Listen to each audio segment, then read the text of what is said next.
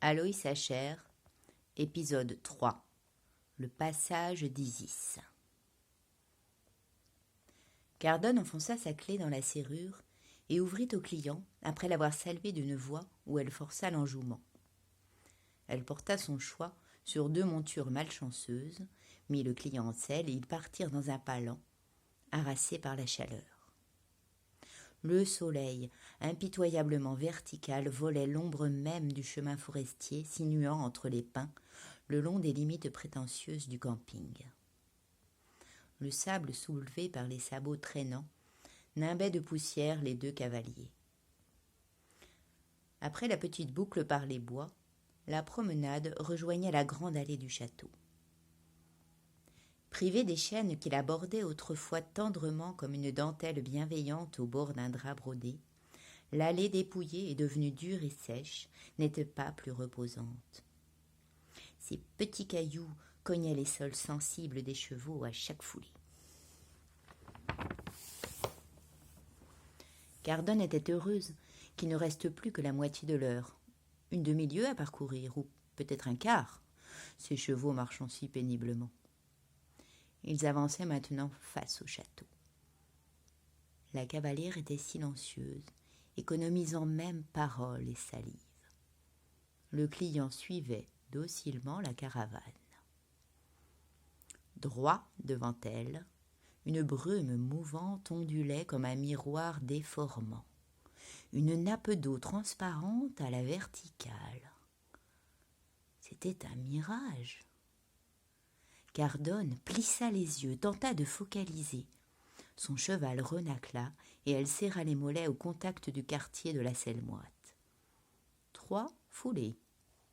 Puis, elle vit au loin un petit barbe fringant attelé à un phaéton. Ces attelages populaires au XIXe siècle, pratiques et élégants pour aller à la messe le dimanche ou en promenade avec des amis. Le mirage ne bougeait pas, et ce char de soleil blanc étincelant, miroitant de façon parfaitement symétrique entre les 2 sphinx fantômes de pierre calcaire de l'entrée magnificente du château. La jeune fille sursauta, l'hallucination étrange l'avait extirpée de sa torpeur. Le phaéton persistait. Impossible. 5 foulées.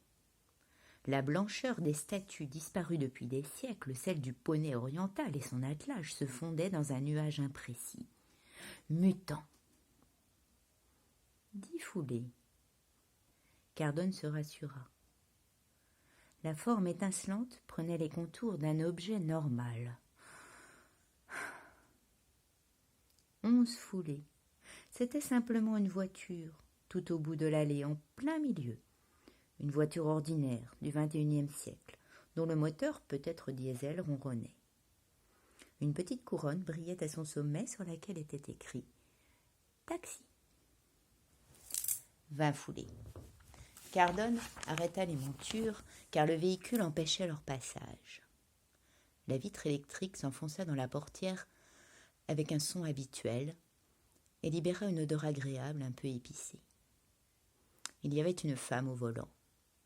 De grande taille, elle se tenait droite et souple. Le maintien de son cou évoquait la danseuse ou la souveraine. Elle tourna son visage vers la cavalière, nez aquilin, pommettes hautes. Il manquait autour de ses yeux perçants le lourd fardage de colle qu'on aurait attendu. Dans ses cheveux foncés et mats, nichaient de fines tresses serpentines, imprévisibles mais familières.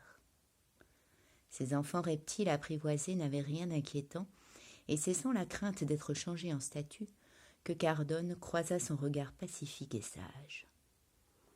Elle prit l'initiative. « Bonjour, je m'appelle Cardonne. J'encadre les promenades équestres pour le camping. Nous aimerions passer. » L'inconnu eut un demi-sourire tranquille et d'une voix douce et posée, trop posée pour ne pas trahir son âge, répondit. « Comme vous, je dois transporter un client, je crois. Il arrive. » La porte du château avait claqué. Cardonne fut surprise, car elle avait toujours pensé que la vieille bâtisse en ruine était inhabitée. Une ombre masculine s'engouffra dans le taxi. si vite qu'elle n'eut pas le temps de le voir. « Excusez-moi d'avoir arrêté vos chevaux. Bonne continuation, on se recroisera peut-être. Je m'appelle Isis. » Troublée, la cavalière regarda le taxi blanc s'éloigner.